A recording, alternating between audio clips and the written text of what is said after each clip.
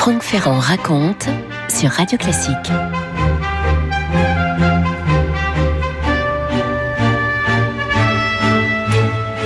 Charles Jennens est au milieu du XVIIIe siècle un dévot de la haute église anglicane. Et voilà qu'à l'été 1741, lui qui se pique d'écrire des livrets pieux, va préparer un nouveau travail, un oratorio à partir de 14 livres des 2 testaments. Voici ce qu'il écrit à un ami, ce Charles Jennens.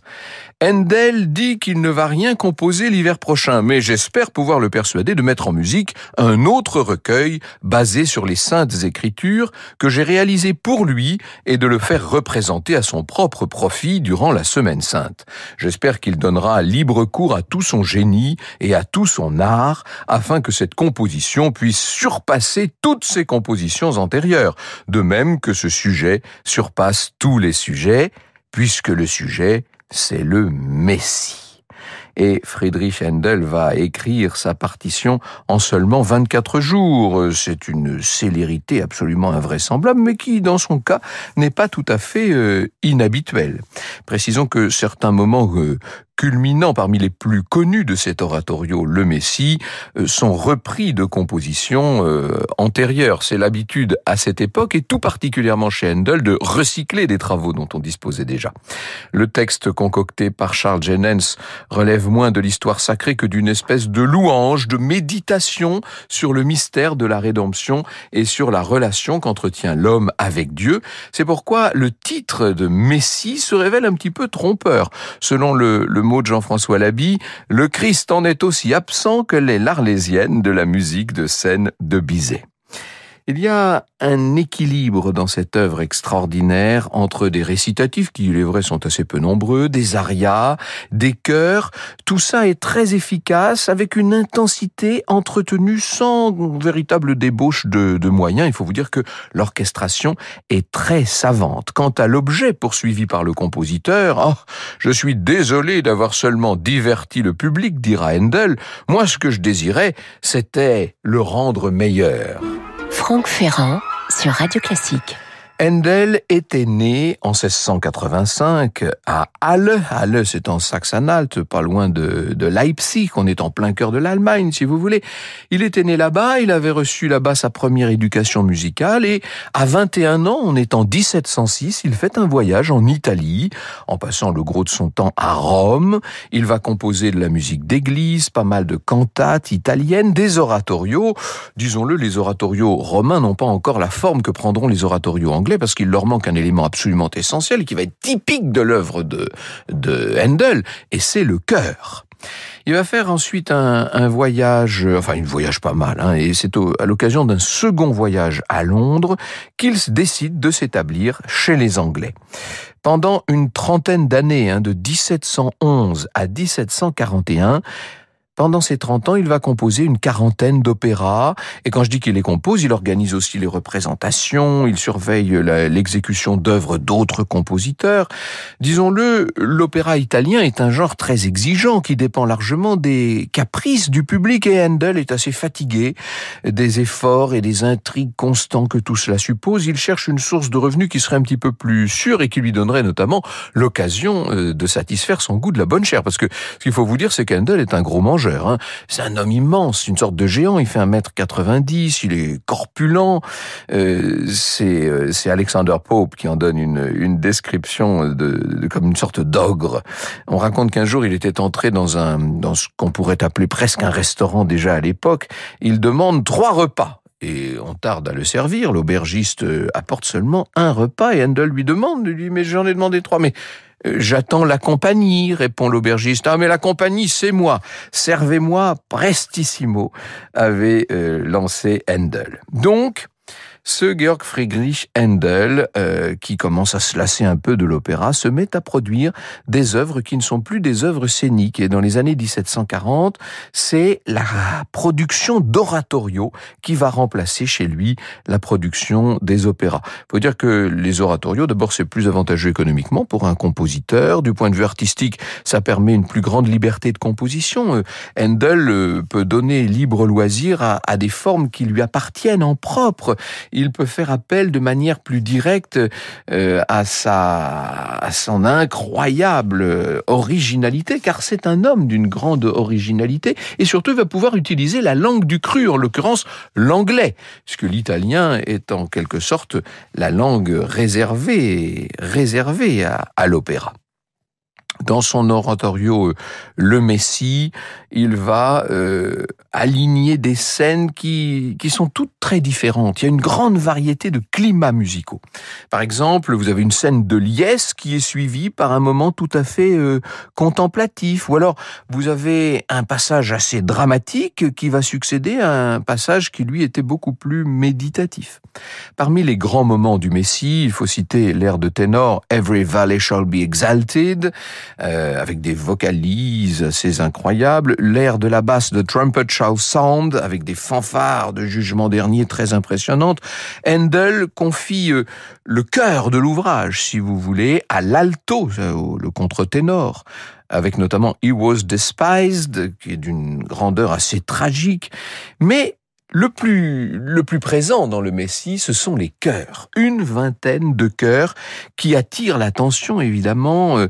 C'est cet oratorio, c'est le Messie. Si l'on accepte Israël en Égypte, enfin bref, c'est le Messie qui contient le plus de chœurs dans l'œuvre de Handel. Alors tous ne sont pas majestueux, hein. Notamment dans la première partie, vous avez des chœurs qui sont assez légers, tout simplement parce que Handel y a recyclé des thèmes de duo amoureux qu'il avait composé pour des sopranos et des altos au cours des années précédentes. Il y a un chœur assez sautillant, assez bondissant, notamment « For unto us a child is born ». Je vous propose de l'entendre.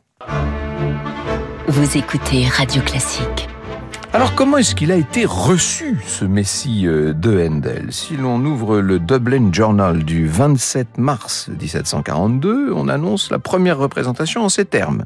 Pour l'aide aux prisonniers des différentes geôles et pour le soutien de l'hôpital de Mercer dans Stephen Street et de l'infirmerie de Charité, le lundi 12 avril sera donné l'oratorio dans la salle de musique de Fashionable Street, le nouveau grand oratorio donc de Monsieur Handel intitulé Le Messie, auquel participeront les hommes des chœurs des deux cathédrales avec quelques concertos pour orgue par Monsieur Handel. Exécution qui en fait a été reportée au 13 avril conformément aux souhaits de plusieurs personnes de distinction. Bref, il y a des gens dont l'agenda s'accordait mal avec celui d'Handel, faut-il croire. Le 10, le Dublin Journal publie des indications plus précises. De nombreux messieurs et dames qui comptent parmi les bienfaiteurs de cette noble et grande œuvre de charité pour laquelle cet oratorio est composé, demandent que les dames qui honoreront cette représentation de leur présence veuillent bien venir sans panier et les messieurs sans épée, ce qui augmentera beaucoup la charité en faisant de la place pour davantage de compagnie. Ça, c'est une façon extrêmement élégante et habile de dire qu'il va y avoir beaucoup de monde, qu'on va se presser. Et c'est vrai que dès la répétition publique, il y a énormément de monde. Le Messie est tout de suite jugé, je cite toujours le même journal, hein, il fut estimé par les plus grands juges être la plus belle composition de musique qui ait jamais été entendu. Et ça y est, on peut dire que le mythe est né d'une certaine manière.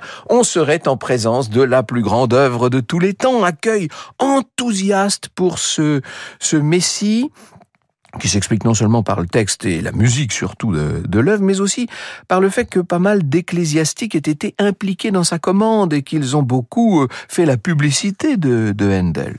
Le fait que l'œuvre soit donnée pendant la Semaine Sainte sous des auspices charitables dans une salle qui n'est pas un théâtre, tout ça va contribuer au succès, bien sûr. La visite de Handel à Dublin coïncide avec l'ouverture du nouveau Grand Music Hall. On estime que le Great Music Hall peut contenir 600 personnes, mais ce sont 700 personnes qui vont s'entasser littéralement pour assister à la première. Et si l'on en croit la légende, la mezzo Susanna Seber, qui était une actrice dont la vie privée avait fait pas mal de scandales, a chanté le grand air He Was Despised avec une émotion d'une telle profondeur qu'un pasteur s'est exclamé « Femme, pour cela que tous tes péchés te soient pardonnés ». On est vraiment dans cette dévotion britannique du milieu du XVIIIe siècle. Donc, première exécution publique officielle le 13 avril, très bien accueillie, 13 avril 1742, mardi dernier. Le grand oratorio sacré de Monsieur Handel, le Messie, fut donné à la nouvelle salle de musique de Fishamble Street. Les meilleurs juges le tiennent pour la première musique la plus achevée. Les mots manquent pour exprimer le plaisir exquis qu'il donna au public nombreux et admiratif, le sublime, le grandiose et le tendre, adapté aux mots les plus nobles, majestueux et émouvants, conspiraient à transporter et à charmer le cœur et l'oreille ravie.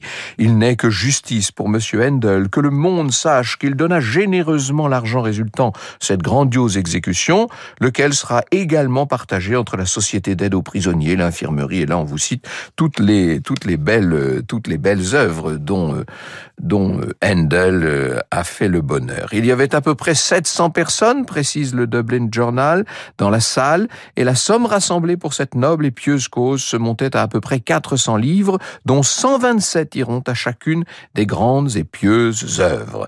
Vous avez un autre témoignage, c'est celui de l'évêque Delphine qui témoigne de l'enthousiasme des différents publics à Dublin.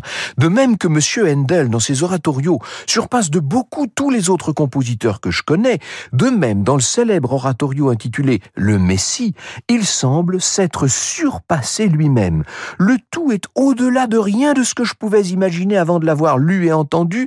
On dirait une espèce de musique qui diffère de toute autre, et il est particulièrement remarquable, bien que la composition en soit très magistrale et artificieuse, que l'harmonie y soit cependant assez grande et ouverte pour plaire à tous ceux qui ont des oreilles et qui entendent, et que cela soit instruit ou qu'il ne le soit pas. Franck Ferrand sur Radio Classique. Alors, c'est bien de séduire Dublin, encore faut-il maintenant s'attaquer à Londres, et forcément, c'est un petit peu plus compliqué. Lorsqu'Handel inscrit le Messie au programme de la saison d'oratorio de Londres, on est là dans les premiers mois de 1743, c'est la cabale qui va se dresser contre lui, des hommes d'église vont s'élever contre l'exécution de cette œuvre, peut-être simplement parce que tout doit être donné dans un théâtre. Le Messie, pour la première fois, sera donné dans un lieu sacré à la cathédrale de Cork en décembre 1744. Alors, presque toutes les reprises qui vont suivre et que dirige le compositeur lui-même dans la capitale anglaise vont occasionner un certain nombre de changements dans la partition. Il faut adapter les airs à l'étendue vocale des solistes disponibles, il faut ajouter des parties pour les instruments qui ne figuraient pas dans les effectifs de Dublin, il faut adapter tout ça aux espaces de chacune des représentations. C'est une lettre d'Horace Walpole qui date du 24 février 43, qui était complètement à rebours des autres témoignages, qui présente les interprètes recrutés par Handel pour la saison d'oratorio de façon, disons-le, pas très flatteuse. Notamment les deux interprètes féminines principales, la soprano Kitty Clive et la contralto Susanna Sieber dont je vous parlais tout à l'heure. Il faut dire qu'elles sont des actrices chanteuses qui sont plus appréciées à l'époque pour leur jeu sur scène que pour leur voix en tant que telle. Voilà ce que nous dit Walpole. Handel a monté un oratorio pour faire du tort aux opéras et il y réussit. Il a retenu les services de toutes les déesses de farce et de tous les minables chanteurs qui se produisent dans les intermèdes de nos deux théâtres. Il y a parmi eux un homme qui n'a qu'une note dans sa voix. On pense que c'est un ténor qui s'appelait John Baird, enfin peu importe. Et une fille qui n'en a même pas une. Alors là, c'est une des deux dont je vous ai parlé. Et ils chantent tous en lançant de solides alléluia, et le bon public bisse le récitatif si par chance il y trouve quelque chose qui ressemble à peu près à un air chantable. Franck Ferrand sur Radio Classique. Et comme nous le dit Jérémy Bigori, qui a préparé cette émission, il n'y a pas, somme toute, de version définitive du Messie. Handel a, pour chaque représentation, fait alors ce sont parfois de légères variantes, mais enfin, vous avez à chaque fois une partition un peu différente. Mozart va adapter la partition au goût de son époque en 1789, et puis, au 19e siècle, on va changer les tempi, on va adopter des tempi un peu plus lents, on va modifier les effectifs également.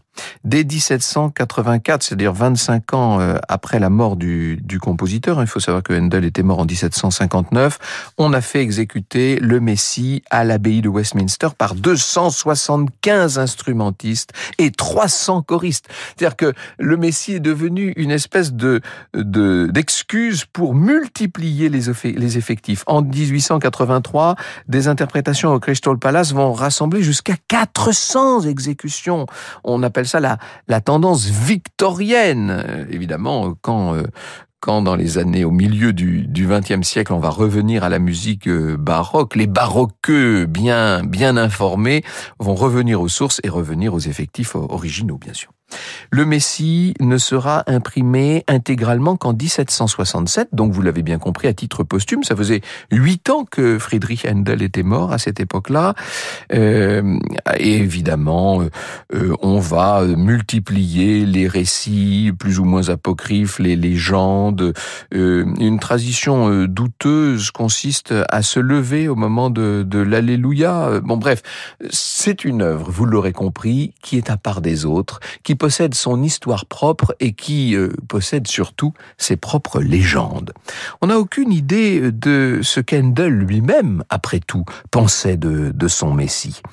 Il est révélateur que 2 de ses portraits ultérieurs qui ont été peints par Thomas Hudson et son monument également réalisé par Louis-François Roubiliac dans l'abbaye de Westminster, toutes ces œuvres accordent une place d'honneur à une partition devenue le chef-d'œuvre iconique du compositeur. On voit partout, on entend partout que le Messie.